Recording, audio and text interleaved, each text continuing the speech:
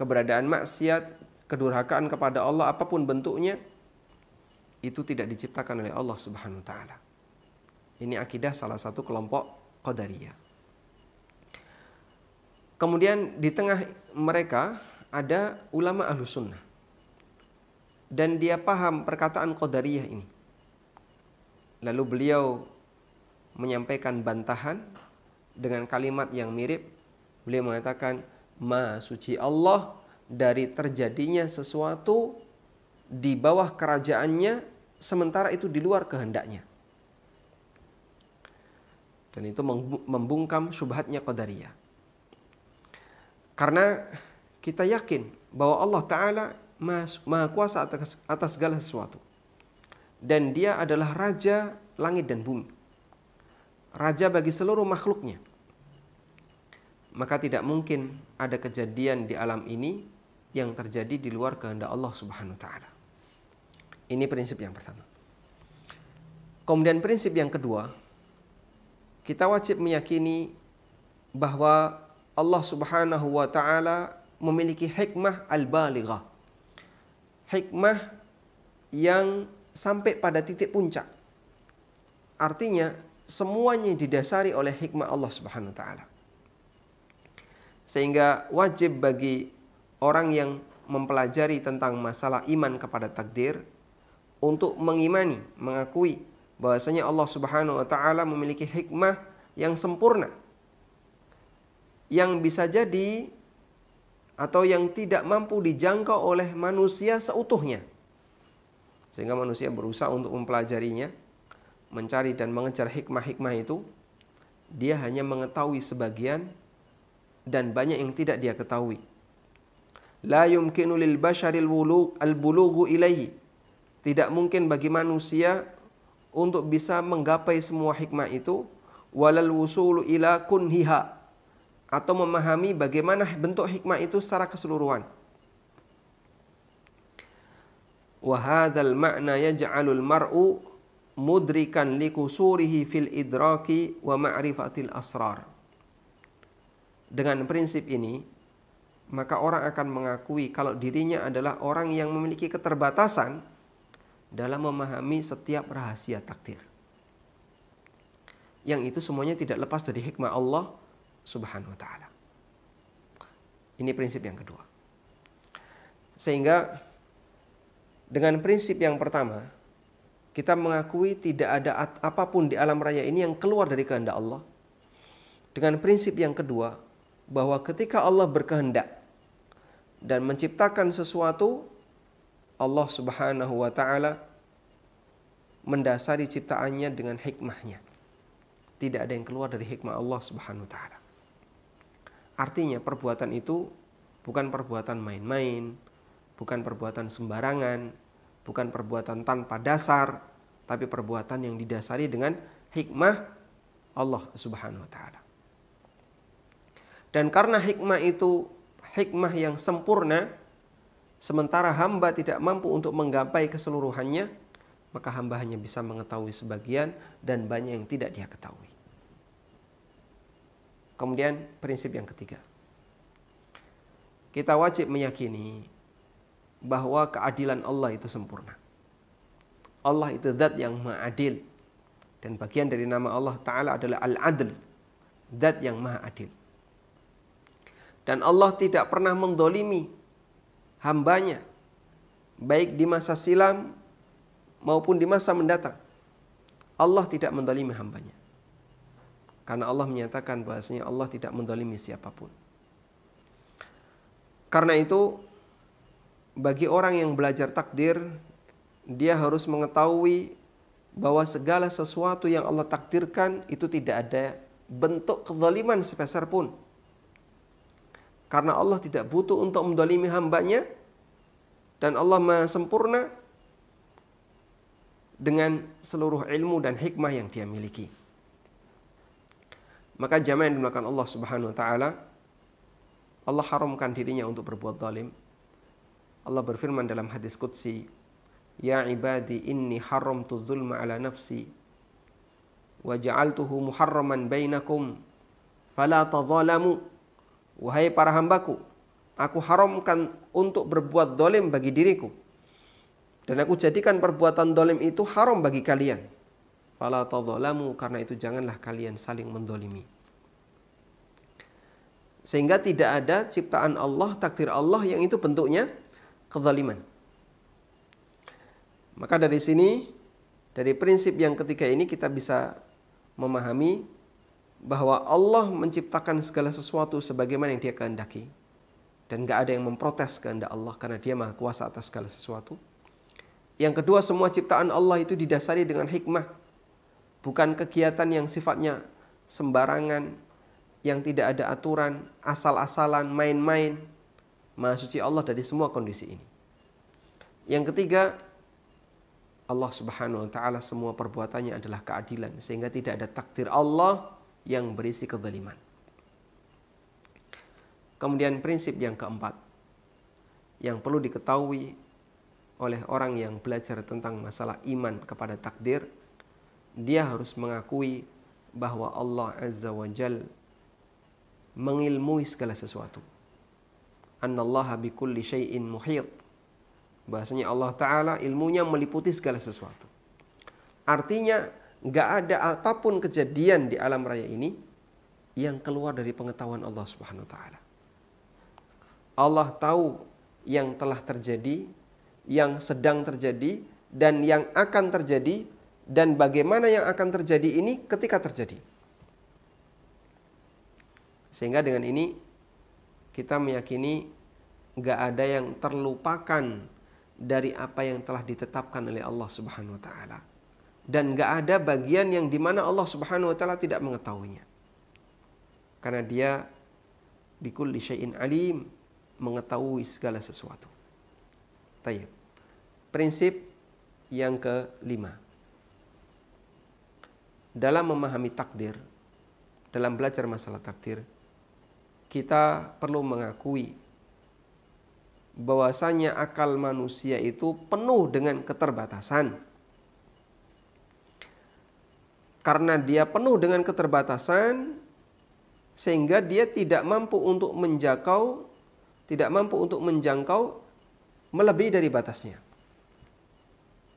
Karena itu, ketika akal tidak mampu untuk menjangkau lebih dari batasnya, memaksakan akal untuk terus menjangkau adalah mendolimi akal. Kita semuanya punya batas. Badan kita punya batas.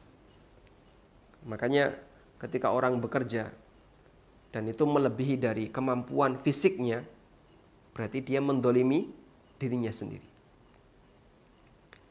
Dan Allah Subhanahu wa ta'ala melarang para hamba untuk kemudian mendolimi dirinya sendiri maupun orang lain, memberikan madarat bagi dirinya sendiri maupun orang lain. Nabi SAW pernah bersabda, la darara wa la dirar, tidak boleh membahayakan diri sendiri maupun orang lain. La yukallifullahu nafsan illa wus'aha. Allah berfirman, la yukallifullahu nafsan illa wus'aha. Allah tidak membebani jiwa melebihi dari kemampuannya. Sehingga memaksakan jiwa untuk melakukan sesuatu yang melebihi dari kemampuannya termasuk bertindak zalim kepada diri sendiri. Sebagaimana kita mempekerjakan orang, lalu memaksa dia untuk bekerja melebihi dari kadarnya, melebihi dari kemampuannya, maka itu termasuk mendolimi orang ini. Meskipun dia seorang pekerja yang kita bayar. Demikian pula akal, jamaah. Ketika orang menggunakan akal melebihi dari batasnya, maka dia mendolimi akalnya. Nah, sehingga ketika orang sudah mendolimi akalnya, akhirnya yang terjadi halusinasi, ngomong ngawur, dan seterusnya. Karena itu, konsekuensi dari hal ini, jika akal manusia itu terbatas, ya, untuk mengetahui segala sesuatu yang ada dalam kehidupannya, maka bagaimana mungkin dia mampu untuk mengejar sesuatu yang awsa'u min dzalika, yang sangat luas cakupannya, yaitu takdir Allah Subhanahu wa taala. Sebagai konsekuensinya, jika akal itu terbatas, maka sikap yang perlu dikedepankan adalah pasrah dan tunduk kepada zat yang maha sempurna ilmunya. Akal itu terbatas untuk menjangkau. Nah, ketika dia terbatas jangkauannya, berarti dia harus tunduk kepada zat yang lebih mengetahui, yang tidak terbatas ilmunya. Dikasih ilustrasi oleh sebagian ulama. Ada seorang pasien yang dia berobat kepada seorang dokter. Lalu setelah dianalisis oleh dokter, sang dokter memutuskan Bapak harus melakukan tindakan X. Misalnya Bapak harus kemoterapi, Bapak harus amputasi, Bapak harus ini. Pasien merasa, wah ini saya merasa keberatan kalau disuruh kayak gini. Pak dokter tolong jelaskan, kenapa Pak dokter sampai bisa membuat keputusan seperti itu? Secara rumusnya gimana? Nah, kemudian Pak dokter menjelaskan, pakai rumus bahkan ya. Pakai rumus, akhirnya ketemu dari persamaan-persamaan ini, maka ya, kita simpulkan bahwa Anda harus amputasi. Pasien melihat keterangan dokter, gede-gede. Saya nggak nyambung, nggak ngerti saya. Baik, kalau pasien nggak ngerti, mana sikap yang lebih tepat? Nurut kepada dokter yang ngerti, ataukah dia berontak dari keputusan dokter yang lebih paham dibandingkan dirinya? Masyarakat kita tentu memiliki jawaban, seharusnya kamu nurut kepada dokter yang paham. Kenapa? Dia jauh lebih berilmu dibandingkan kamu. Kamu dijelaskan nggak ngerti. Kalau dijelaskan nggak ngerti, jangan bangkang. Jangan malah bantah. Ikuti yang ngerti. Padahal ini dalam urusan dunia. Ini dalam urusan dunia. Dan itu membandingkan antara ilmu manusia dengan ilmu manusia yang lain. Sama-sama manusia. Cuman yang satu paham detail, yang satu blong tentang masalah ilmu itu. Nggak ngerti sama sekali. Bahkan ketika dijelaskan dia juga nggak ngerti. Berarti sikap yang tepat gimana? Pasrah kepada yang paham. Ya sudah Pak dokter, saya karena nggak ngerti sama sekali, ya saya serahkan kepada Pak dokter gimana keputusannya. Karena dokter lebih ngerti. Maka jamaah, termasuk juga dalam urusan ilmu-ilmu dunia yang lain, senior yang lebih paham, lebih didahulukan dibandingkan junior yang mungkin punya banyak keterbatasan. Itu kita baru membandingkan antara ilmu makhluk dengan makhluk yang lain. Bagaimana lagi antara seorang makhluk dengan Allah Azza wa Jalla yang ilmunya meliputi segala sesuatu, sementara hamba kemampuan akalnya itu sangat terbatas. Meskipun membandingkan antara makhluk dengan Rabb-nya, ini perbandingan yang terlalu jauh dan nggak boleh dibandingkan. Namun kita bisa melihat bahwa ketika ada orang yang dia tidak paham tentang masalah takdir, karena itu bagian dari keterbatasannya, maka seharusnya sikap yang tepat bukan menolak takdir, bukan membantah takdir, tapi sikap yang tepat adalah bagaimana agar dia pasrah kepada ketetapan Allah Subhanahu wa taala, pasrah kepada aturan Allah Subhanahu wa taala, pasrah kepada takdir Allah. Lalu dia mengembalikan kepada prinsip Allah taala itu Maha Adil. Allah taala itu Maha mengetahui atas segala sesuatu. Allah Subhanahu wa taala seluruh perbuatannya itu didasari dengan hikmah, bukan main-main, bukan sembarangan.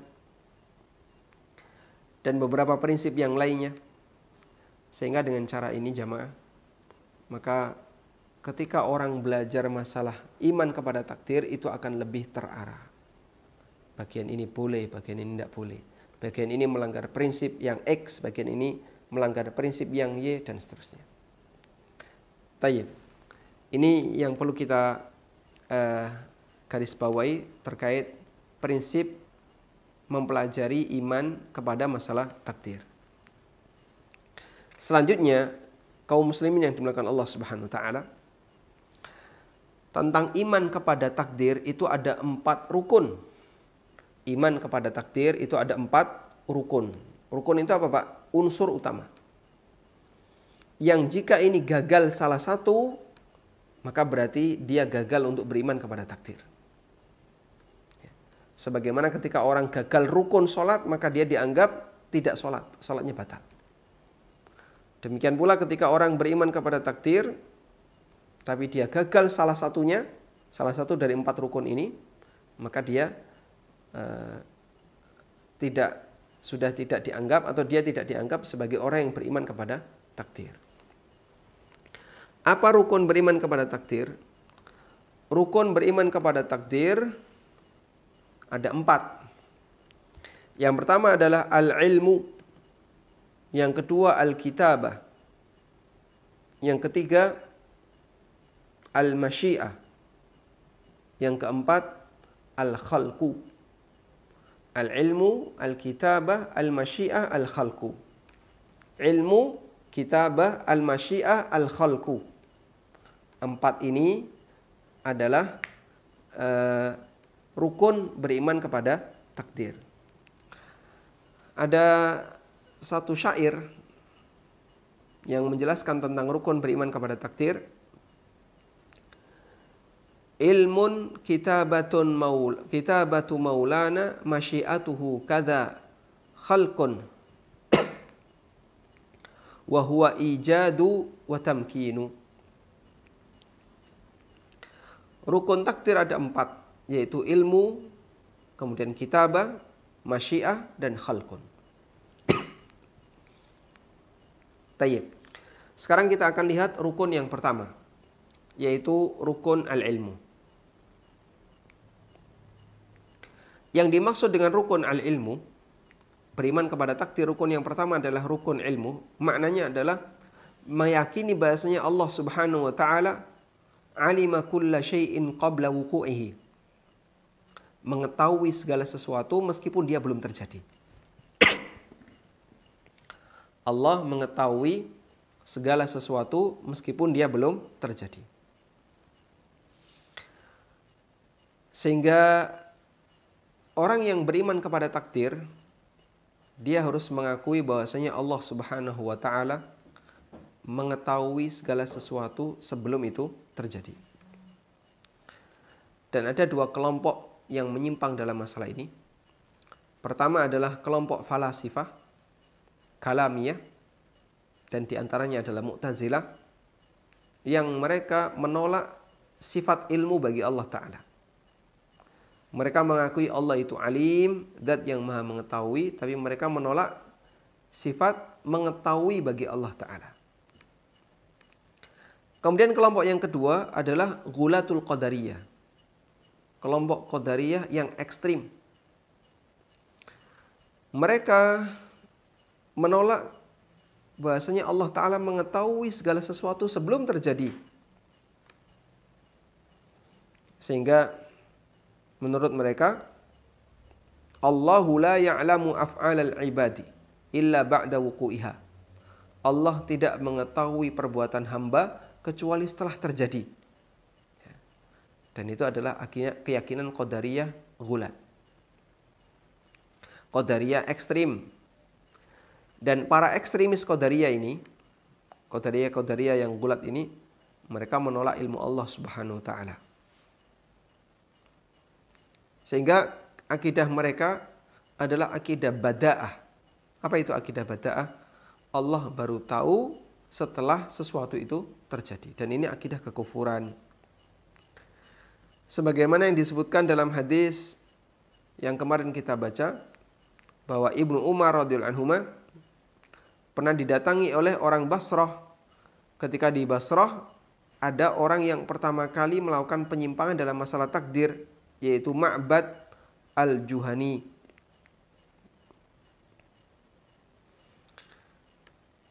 Kemudian Ibnu Umar radhiyallahu anhu mengatakan, kalau kamu ketemu Ma'bad, sampaikan, aku berlepas diri darinya, dan dia pun berlepas diri dariku. Artinya saya dan dia adalah musuh.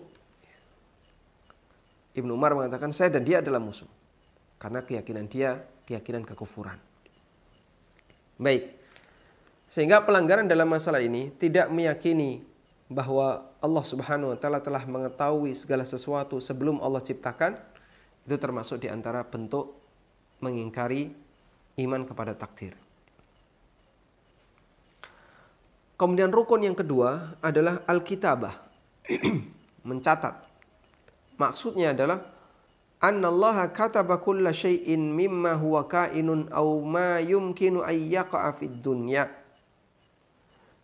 Allah Subhanahu wa taala telah mencatat segala sesuatu yang akan terjadi atau yang akan muncul di dunia. Ya. Sehingga beriman kepada takdir harus meyakini ini semuanya telah dicatat oleh Allah.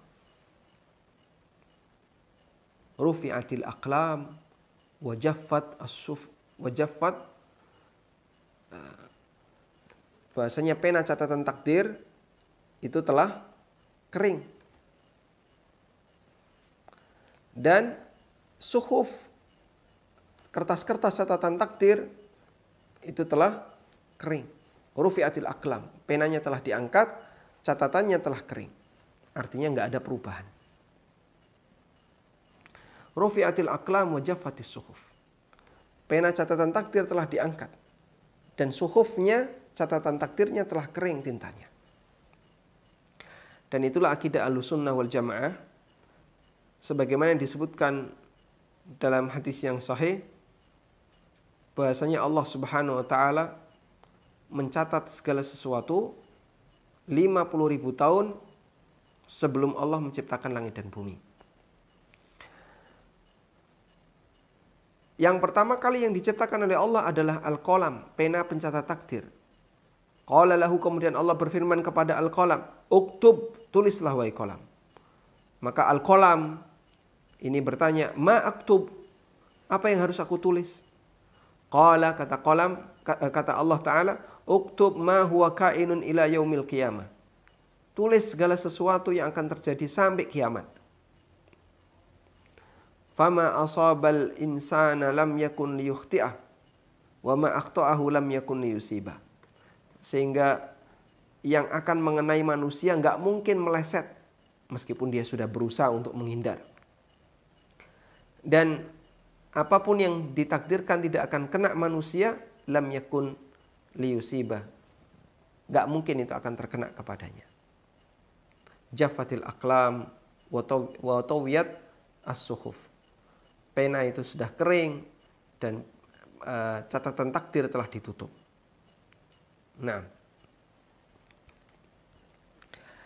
dan inilah keyakinan kita sebagai Muslim Ahlussunnah bahwa takdir Allah Subhanahu wa taala itu semuanya telah dicatat oleh Allah Subhanahu wa taala. Selanjutnya tentang di manakah catatan itu berada dan apa yang digunakan untuk mencatat. Yang digunakan untuk mencatat adalah Al-Qalam. Sebagaimana yang Allah firmankan dalam Al-Quran, Nun wal qalami wa ma yasturun. Nun, demi Al-Qalam. Wa ma yasturun, dan apa yang dicatat oleh Al-Qalam. Sehingga Al-Qalam adalah media yang digunakan untuk mencatat takdir. Seperti apa Al-Qalam? Wallahu alam. Kemudian yang kedua, permasalahan yang kedua tentang takdir mencatat atau tentang rukun mencatat dalam masalah takdir adalah makanul kitabah, di mana tempat catatan itu. Pendapat yang masyhur menurut banyak ulama bahasanya takdir segala sesuatu kutibat fil lauhil mahfud, dicatat di lembaran-lembaran al-mahfud yang terjaga di lauhul mahfud. Meskipun di situ tidak ada dalil yang sahih dan tegas menunjukkan demikian. Namun masyhur di kalangan para ulama bahwa pena catatan takdir atau catatan amal kebaikan itu disimpan oleh Allah di lauhul mahfud. Tayyib. Kemudian selanjutnya rukun berikutnya adalah rukun takdir berupa al-masyiah, kehendak. Maknanya adalah segala sesuatu telah dikehendaki oleh Allah. Sehingga Allah mengetahui apa yang belum terjadi. Allah mencatat segala sesuatu yang belum terjadi sampai kiamat, dan Allah Subhanahu wa taala menghendaki apapun yang terjadi.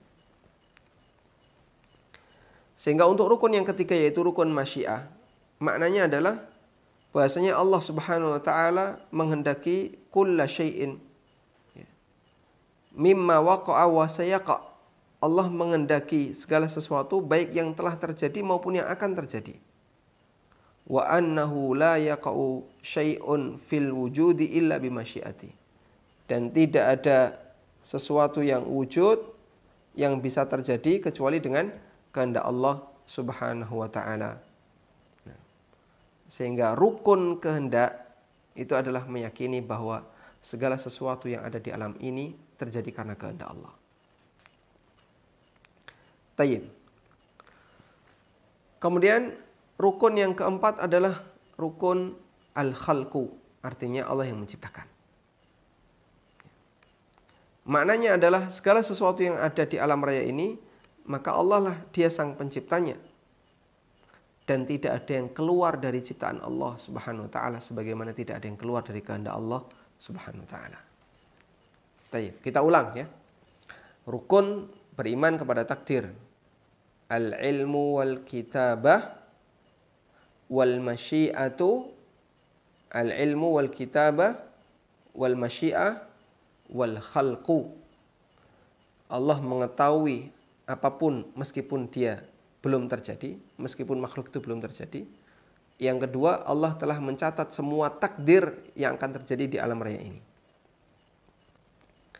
Dan catatan itu disimpan di di Lauhul Mahfuz, di tempat yang terjaga. Yang ketiga, bahasanya segala sesuatu ini tidak keluar dari kehendak Allah. Karena semuanya di bawah kerajaan Allah Subhanahu wa taala. Dan yang keempat adalah semuanya diciptakan oleh Allah, bukan diciptakan oleh makhluk. Makhluk apapun tidak turut menciptakan langit dan bumi berupa dan berikut isinya. Tayyib. Kemudian tadi ada pernyataan bahwasanya segala sesuatu telah ditakdirkan oleh Allah dan dicatat oleh Allah dan tersimpan di Lauhul Mahfuz. Lalu bagaimana dengan penghapusan sebagian takdir? Bagaimana dengan penghapusan sebagian takdir? Seperti misalnya ya, penambahan jumlah usia. Karena orangnya rajin silaturahmi, lalu usianya ditambah. Atau ada orang yang merasa kalau takdirnya itu berganti. Yang dulunya kaya raya, hidup mulia, sekarang berbalik jadi orang yang serba kesusahan. Terdapat banyak dalil yang membahas masalah ini. Namun dilihat dari dhahir nas di beberapa masalah ini muta'aridah, ada yang saling bertentangan. Di sebagian nas, di sebagian dalil menyebutkan bahasanya al-maktub la yataghayyar. Apa yang telah dicatat oleh Allah itu tidak akan berubah. Sementara dalam dalil yang lain, dohirnya menunjukkan bahwasanya apa yang dicatat oleh takdir qad yaqa'u fihi tabdil, bisa mengalami perubahan. Sebagaimana yang Allah firmankan di surat Ar-Ra'd ayat 39, yamhullahu ma yasha'u wa yuthbit wa indahu ummul kitab. Allah menghapuskan takdir sesuai apa yang dia kehendaki. Wa yuthbit, dan dia menetapkan takdir sesuai yang dia kehendaki. Wa indahu ummul kitab, dan hanya di sisinya ummul kitab, induk dari Alkitab. Maka ayat ini dohirnya menunjukkan bahasanya apa yang telah dicatat dalam takdir memungkinkan untuk dihapus dan diganti. Tayyib. Wa bina'an ala hadha dhawahir al-muta'aridah, berangkat dari makna dohir yang saling bertentangan ini, maka ulama berbeda pendapat fil mas'alati, dalam masalah ini, ala qaulain, terbagi menjadi dua pendapat. Ada yang mengatakan bahasanya al-maktub la yataghayyar, apa yang telah dicatat oleh Allah di Lauhul Mahfuz itu tidak akan berubah. Dan tidak ada bentuk penghapusan catatan takdir maupun penetapan tambahan. Sementara makna firman Allah Ta'ala, yamhullahu ma yasha'u wa yuthbit, ala annal muradu bihi an-nasih. Maksudnya adalah tentang nasih dan mansuh dalam masalah syariat, bukan dalam masalah takdir. Kemudian pendapat yang kedua, bahwasanya takdir bisa saja diganti oleh Allah. Dan ini merupakan pendapat jumhur ulama. Namun mereka mengatakan bahwa penghapusan takdir maupun penambahan itu tidak ada kaitannya dengan apa yang tertulis di Lauhul Mahfuz. Namun dia berkaitan dengan pena catatan takdir di tempat yang lain seperti suhuf para malaikat. Malaikat yang diperintahkan oleh Allah untuk mencatat takdir hamba ketika hamba masih berada dalam kandungan ibu, maka malaikat itu mencatat dan dia punya suhuf tersendiri. Dan inilah yang memungkinkan untuk terjadi perubahan. Tayyib. Semoga bisa dipahami ya. Jadi terkait iman bahwasanya segala sesuatu di alam raya ini telah dicatat oleh Allah 50.000 tahun sebelum Allah menciptakan langit dan bumi. Kemudian yang jadi pertanyaan, jika ada orang yang dia mengalami perubahan dalam hidupnya karena melakukan satu amal tertentu, apakah berarti pena catatan takdirnya itu dihapus di Lauhul Mahfuz atau bagaimana? Nah, ada khilaf yang disampaikan oleh para ulama dan pendapat jumhur, pendapat jumhur bahasanya catatan itu mungkin untuk dihapus dan diganti, namun tidak ada di Lauhul Mahfuz, sehingga di Lauhul Mahfuz tetap, tapi yang diganti adalah catatan yang dibawa oleh malaikat. Tayyib. Ini beberapa hal yang perlu kita pahami terkait masalah beriman kepada takdir. Sehingga kalau kita gunakan prinsip seperti ini, maka insya Allah kita akan bisa lebih hati-hati dan waspada, jangan sampai kita terjerumus ke dalam akidah-akidah yang menyimpang disebabkan karena gagal dalam memahami syariat Allah terkait masalah takdir. Wallahu ta'ala alam. Demikian, semoga bermanfaat. Wassallallahu ala nabiyyina Muhammadin wa ala alihi wa sahbihi wasallam. Wa akhiru da'wana alhamdulillahi rabbil alamin. Subhanakallahumma wa bihamdika asyhadu an la ilaha illa anta astaghfiruka wa atubu ilaik. Wassalamualaikum warahmatullahi wabarakatuh.